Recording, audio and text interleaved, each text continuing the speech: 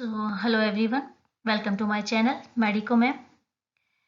आज का जो हमारा वीडियो है वो एंटमीबा हिस्टोलाइटिका का पार्ट 2 है। इससे पहले मैंने एंटमीबा हिस्टोलाइटिका का पार्ट 1 बना दिया था और उसमें मैंने एंटमीबा हिस्टोलाइटिका का क्लासिफिकेशन बताया था और उसमें हमने उसके हैबिटेट पढ़े थे। इसके अलावा हमने उसकी मॉर्फोलॉजी देखी थी। अगर आपने वो वीडियो नहीं देखा है तो आप चैनल पर जाकर के वो वीडियो देख सकते हैं। और इस वीडियो में मैं आपको एंटमीबा हिस्टोलाइटिका के लाइफ साइकिल के बारे में बताऊंगी और इसकी जो पैथोजेनेसिस है उसके बारे में हम स्टडी करेंगे। डायग्नोसिस किस तरह से हम करते हैं, कौन कौन से डायग्नोसिस करते हैं इसको डिटेक्ट करने के लिए, और इसका ट्रीटमेंट क्या है। इसके अलावा हम देखेंगे इसके प्रिवेंशन, ठीक है, जो अमीबिया से डिसेंट्री हो जाती है उसका प्रिवेंशन किस तरह से हम करते हैं, ठीक है। तो ये सारे पॉइंट हम इस वीडियो में डिस्कस करने वाले हैं। अगर आप चैनल पर पहली बार आए हैं तो आप चैनल को सब्सक्राइब करें और जो बेल आइकन है उसको भी प्रेस कर दें ताकि आने वाले वीडियो का नोटिफिकेशन आपको मिल सके। तो चलिए स्टार्ट करते हैं हमारा वीडियो। सबसे पहले हम देख लेते हैं इसकी लाइफ साइकिल क्या है। जो एंटमीबा हिस्टोलाइटिका है वो अपनी लाइफ साइकिल किस तरह से कंप्लीट करता है उसके बारे में मैं बताती हूँ आपको।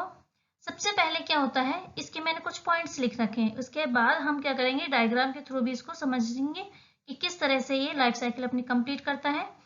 कि जो मैच्योर क्वाड्री न्यूक्लिएटेड सिस्ट होती है वो क्या होती है, pass out in faeces convalescent and carrier. जो कैरियर होता है, ठीक है, जो वाहक होता है उसके फीसिस से क्या बाहर निकलता है, मैच्योर सिस्ट निकलती है और जो क्या होती है 4 न्यूक्लिएटेड होती है, ठीक है। इसके बाद वो जो न्यूक्लिएटेड होता है 4 न्यूक्लिएटेड सिस्ट होती है उसको क्या करता है, man acquire infections by contaminated food and water. अब ये जो न्यूक्लिएटेड सिस्ट थी 4 न्यूक्लिएटेड सिस्ट थी, इससे कोई भी फूड और वाटर क्या हो जाता है, कंटामिनेटेड हो जाता है।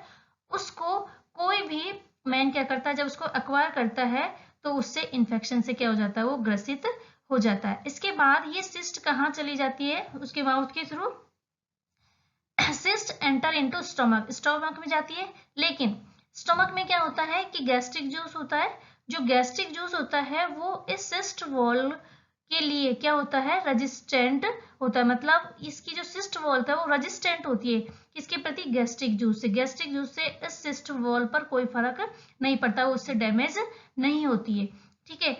इसके बाद डैमेज नहीं होगी तो क्या होगा, उसके ट्रोफोजोइड बाहर नहीं निकलेगा और वो अपना जो नेक्स्ट स्टेप है अपनी लाइफ साइकिल का वो कंप्लीट नहीं करता है। तो इसको सिस्ट वॉल को डैमेज होना जरूरी होता है। तो इसके लिए क्या होता है, फिर ये सिस्ट कहाँ जाती है, cyst reach the lower part of lumen. ये कहाँ जाती है, ल्यूमन में जाती है, लोअर पार्ट ऑफ इंटेस्टाइन में।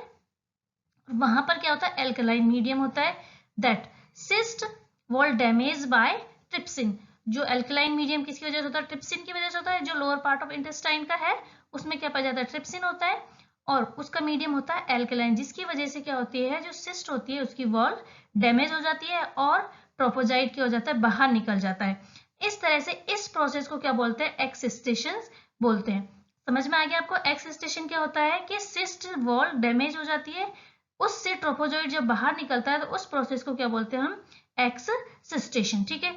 और एक वर्ड होता है एनसिस्टेशन। एनसिस्टेशन का मतलब होता है सिस्ट वॉल बना, सिस्ट बनना, ठीक है। और जब सिस्ट से ट्रोपोजोइड बनता है उसको बोलते हैं एक्सिस्टेशन, ठीक है। आई थिंक आपको ये इस वर्ड जो दोनों है वो समझ में आ गए होंगे अच्छी तरह से।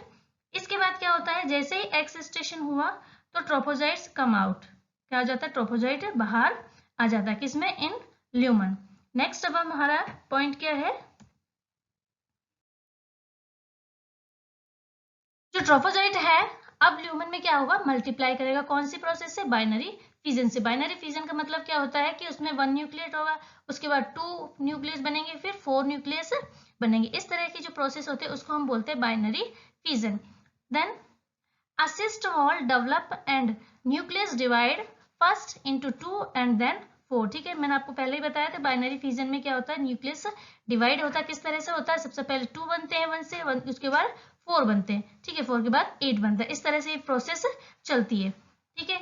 अब क्या बन गया, 4 न्यूक्लिएटेड सिस्ट बन गई, then 4 nucleated cyst is the infective stage. अब जो ये बनी है सिस्ट वो क्या होती है, इन्फेक्टिव स्टेज में होती है, जो हमने स्टार्टिंग में पढ़ा था जब फूड और जो वाटर इन्फेक्टेड था किससे, 4 न्यूक्लिएटेड सिस्ट थे, वही अब यहाँ बन गए। अब ये जो सिस्ट है वो क्या हो जाएगी, पास आउट हो जाएगी वुमेन्स के फेसिस के थ्रू बाहर।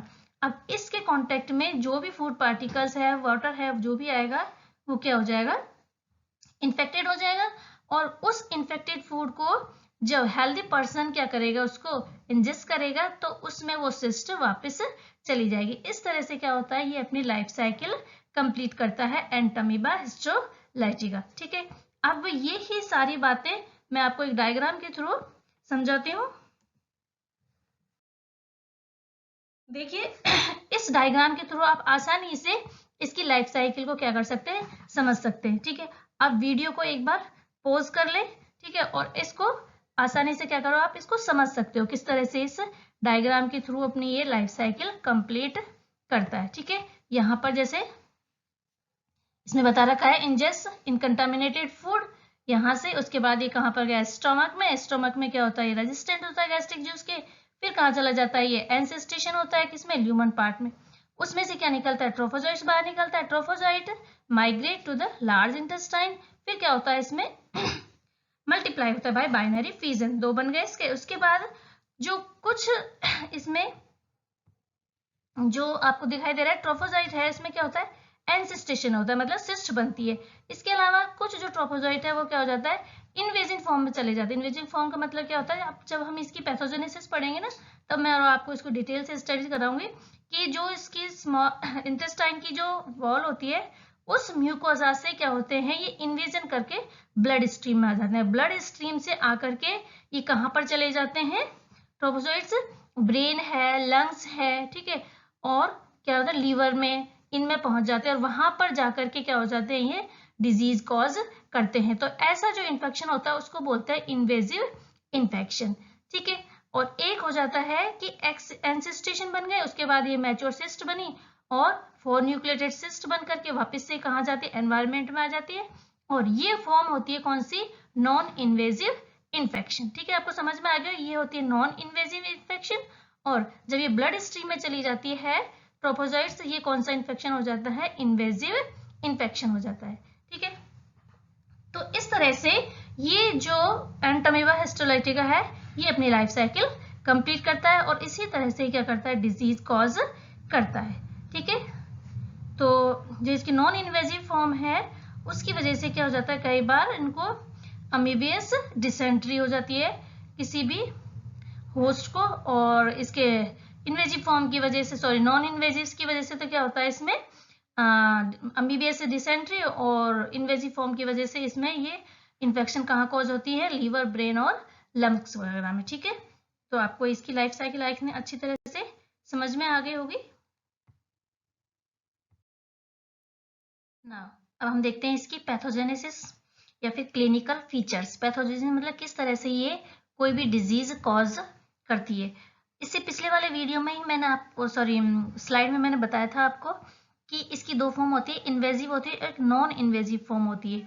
तो जो इन्वेजिव फॉर्म कैसे होती है, किस तरह से वो ट्रांसफर होती है, किस तरह से वो ब्लड स्ट्रीम में आती है, उसी की वजह से क्या होती है उसमें डिजीज कॉज होती है। वही मैंने यहाँ पर सारा एक्सप्लेन कर रखा है। ठीक है, और इसी के थ्रू आपको डायग्राम के थ्रू भी आप इसको समझ सकते हैं। ठीक है, Entamoeba histolytica cause intestinal extra intestinal amoebiasis. ठीक है, क्या कॉज करती है ये, इंटरनल या फिर एक्स्ट्रा इंटेस्टाइनल अमीबियस कॉज करती है। 2 तरीके से होती है, तो इंटरनल होती है, एक एक्स्ट्रा इंटेस्टाइनल अमीबियस होती है।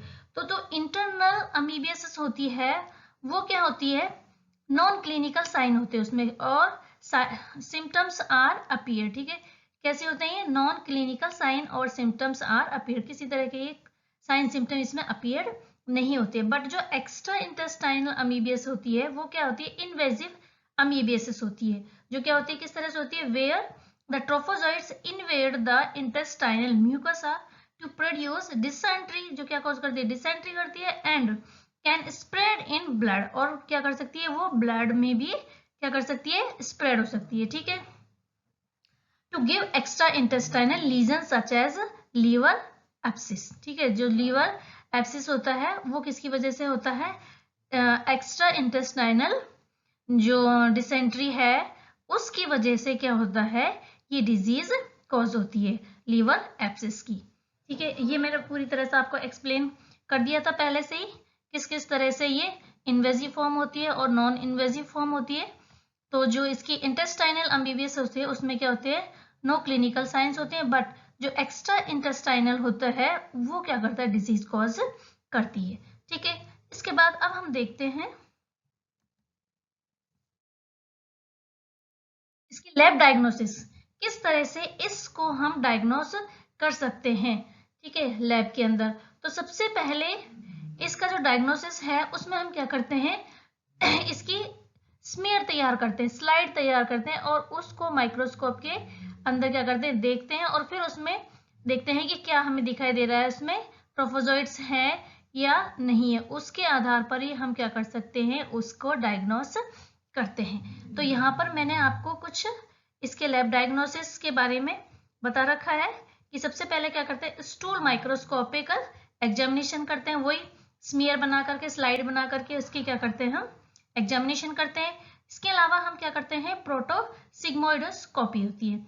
इसमें क्या होता है, एक इंस्ट्रूमेंट होता है, एक ट्यूब के जैसा क्या होता है, एक इंस्ट्रूमेंट होता है जिसको बोलते हैं प्रोटोसिग्मोइडो, ठीक है, स्कोप। उसमें हम क्या करते हैं कि रेक्टम या फिर जो इंटेस्टाइनल का लोअर पार्ट है उसको एग्जामिन किया जाता है इसके अंदर। दूसरा है स्क्रैपिंग, स्क्रैपिंग के थ्रू भी क्या कर सकते हैं, इसका लैब डायग्नोस करते हैं। बायोप्सी कल्चर लेते हैं। और दूसरा है इसमें नेक्स्ट है हमारा सीरोलॉजिकल टेस्ट। जो सीरोलॉजिकल टेस्ट है वो किसको डिटेक्ट करने का है, जो क्रोनिकल इंटेस्टाइनल केस होते हैं या फिर जो एक्स्ट्रा इंटेस्टाइनल केस होते हैं उसको। एक्स्ट्रा इंटेस्टाइनल जैसे मैंने बताया जैसे कि ट्रोफोजोइड कहाँ पर इन्वेड कर दिया, जैसे लीवर में इन्फेक्शन कर दिया है उसने, या लंग्स में इन्फेक्शन हो गया है, ब्रेन में इन्फेक्शन हो गया है, तो उनको डायग्नोसिस करने के लिए सीरोलॉजिकल टेस्ट किए जाते हैं। तो सीरोलॉजिकल जो टेस्ट होते हैं उसमें कौन कौन से टाइप के हैं, जैसे इनडायरेक्ट हीम एग्लूटिनेशन है, या फिर एलाइजा टेस्ट है, काउंटर करंट इम्यूनो इलेक्ट्रोफोरेसिस है, जेल डिफ्यूजन प्रेसिपिटेशन है, और इनडायरेक्ट इम्यूनो फ्लोरेसेंस टेस्ट है। ये सारे जो टेस्ट हैं वो क्या है, सीरोलॉजिकल टेस्ट हैं। इन सभी टेस्ट के बारे में मैंने डिटेल से अपने वीडियोस में बता रखा है। तो आप अगर इनके बारे में और डिटेल से जानना चाहते हैं कि ये टेस्ट किस तरह से होते हैं, कैसे हम इनको करते हैं, तो उसके लिए आप मेरे चैनल पर जाकर के उनको देख सकते हैं। मैं डिटेल में एक्सप्लेन कर रखा है उनके बारे में। ठीक है, यहाँ पर मैंने जनरल इंट्रोडक्शन दे रखा है इसका केवल, कि इनको हम क्या करते हैं, लैब डायग्नोसिस में लेते हैं सीरोलॉजिकल टेस्ट के लिए। ठीक है, इसके बाद अब हम देखते हैं अब हम देखते हैं इसका ट्रीटमेंट। इसके लिए क्या ट्रीटमेंट दिया जाता है। MNZ is not effective against cyst form. जो इसकी सिस्ट फॉर्म होती है उसको नष्ट करने के लिए, जो सिस्ट फॉर्म को नष्ट करने के लिए इसमें एमएनजेड दी जाती है, वो ज्यादा इफेक्टिव नहीं होती है। तो इसके लिए क्या करते हैं, therefore it is followed by iodoquinol. ठीक है, तो इसके लिए क्या दी जाता है, आइडोक्विनोल या पैरामोमाइसिन दी जाती है। ठीक है, अगर लीवर में इन्फेक्टेड है, if liver infected then chloroquine is given. ठीक है, ये वाला इसका क्या है, ट्रीटमेंट दिया जाता है अमीबियस डिसेंट्री का। इसके अब हम देखते हैं इसके प्रिवेंशन की अमीबियस डिसेंट्री है उसकी रोकथाम कैसे कर सकते हैं, क्या हमें कुछ उपाय करने चाहिए जिससे ये अमीबियस डिसेंट्री ना हो। तो इसके लिए यहाँ पर मेन पॉइंट मैंने यहाँ पे डिस्क्राइब कर रखे हैं। सबसे पहले है avoid contaminated food. Contaminated food और वाटर को हमें क्या करना चाहिए, उपयोग में नहीं लेना चाहिए। ठीक है, कोई भी फूड है, ठीक है, जैसे बाहर से अगर कोई सब्जी वगैरह लेके आते हैं, फ्रूट्स वगैरह लेके आते हैं, तो वो क्या हो जाते हैं, कंटामिनेट होते हैं। तो उनको हमें अच्छी तरह से पहले वॉश करके, अच्छी तरह से उनको साफ करके और तभी यूज में लेना चाहिए। नेक्स्ट है गुड सैनिटेशन टेक्निक। सैनिटाइजेशन होता है उसकी अच्छी टेक्निक का यूज करें। ठीक है, हैंड वॉशिंग टेक्निक है उसको यूज करें, उसको यूज करके हम क्या कर सकते हैं, इससे प्रिवेंशन कर सकते हैं। इसके अलावा है नेक्स्ट जो पॉइंट है वो है वैक्सीन अवेलेबल फॉर एनिमल। तो ये जो वैक्सीन का जो मैंने पॉइंट लिखा है वो क्या है कि केवल जो एनिमल्स हैं उनके लिए ही ये वैक्सीन अवेलेबल है। ह्यूमन बींग्स में इसकी कोई वैक्सीन अभी तक इन्वेंट नहीं हुई है। तो वो जैसे एनिमल्स हैं तो वो इन्फेक्टेड हो जाते हैं, तो उनके लिए क्या है, वैक्सीन अवेलेबल है। तो आज की वीडियो में मैंने आपको अमीबिया डिसेंट्री के बारे में डिटेल से एक्सप्लेन कराया, उसके हमने लाइफ साइकिल देखी और उसकी पैथोजेनेसिस के बारे में हमने डिटेल से स्टडी किया। इसके अलावा जो लैब डायग्नोसिस है, ट्रीटमेंट क्या है इसका, इसके अलावा हमने प्रिवेंशन के कुछ पॉइंट्स यहाँ पर डिटेल से एक्सप्लेन किए हैं। ठीक है, तो आज का हमारा वीडियो यहीं तक। अगर आपको ये वीडियो अच्छा लगा है, पसंद आया है, तो आप वीडियो को लाइक करें। और अगर आपकी कुछ क्वेरीज हैं related to this topic, and you can ask your queries in comment box. So thank you for watching my video.